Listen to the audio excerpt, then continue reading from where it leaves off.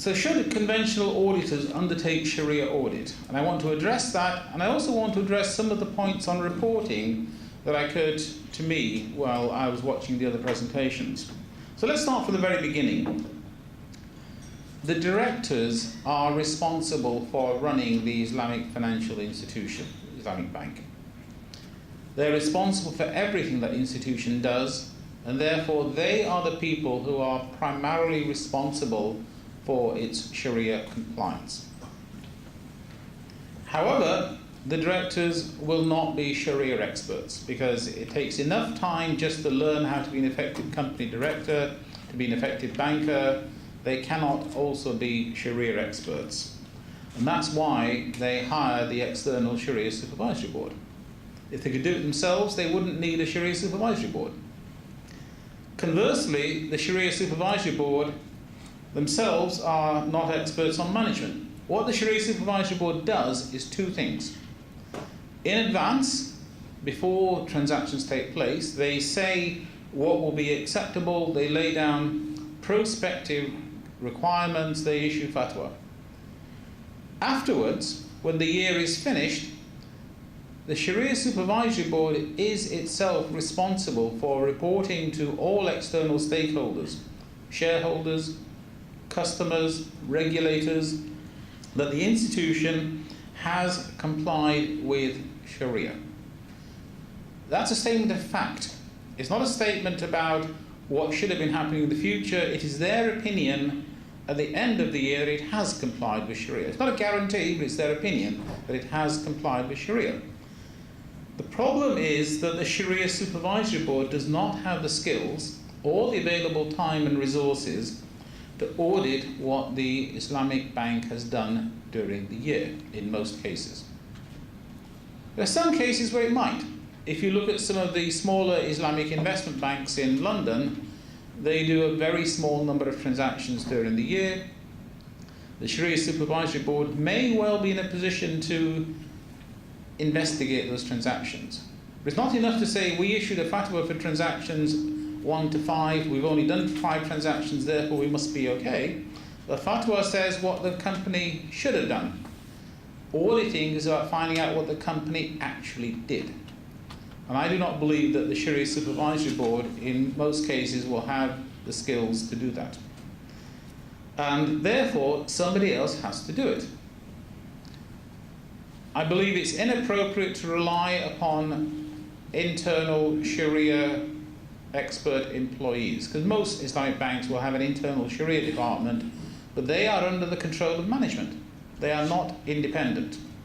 In the same way that internal audit is ultimately under the control of management. It isn't independent.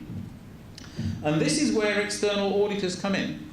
External auditors, and I'm talking here about firms like PwC, KPMG, Deloitte, Ernst & Young, they understand a bit about Islamic banking. Neil's part of KPMG, so I'm sure that KPMG understands something about Islamic banking, but they are not experts in Sharia, but they don't need to be. What they are experts in is assessing internal control. So is this an organization that is generally likely to comply with the rules set by senior management, or is it an organization where the branches are out of control and do their own thing?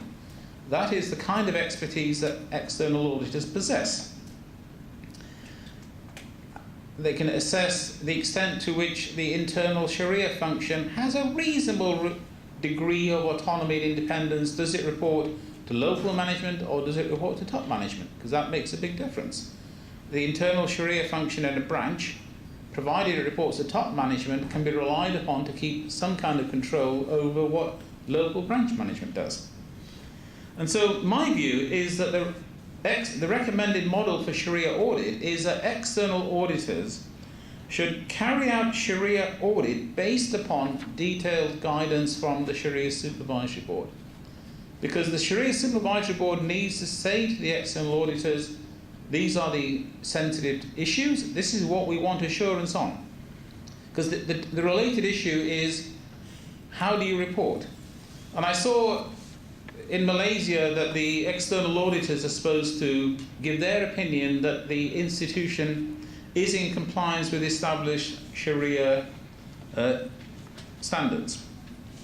I'm sceptical about that. I believe that the only party that should report to external stakeholders is the Shari'ah Supervisory Board. I do not believe that PwC or KPMG should be issuing an external Shari'ah opinion. What they should do is do the work after planning ahead with the Shari'ah Supervisory Board, report back to the Shari'ah Supervisory Board that we have investigated what has happened in the organisation. We are satisfied that these ground rules that you set have been complied with 98% confidence. We found no exceptions. It is then up to the Shari'ah Supervisory Board to rely upon that legwork and issue its own opinion to the outside world. I said I don't believe that the external auditors themselves should be issuing Shari'ah opinions, because the opinion isn't. The Shari'ah Supervisory Board themselves are entitled to have an opinion about Shari'ah. And so the opinion to the world is you know what we, the Shari'ah Supervisory Board, feel about Shari'ah, because we're expert scholars, these are our credentials.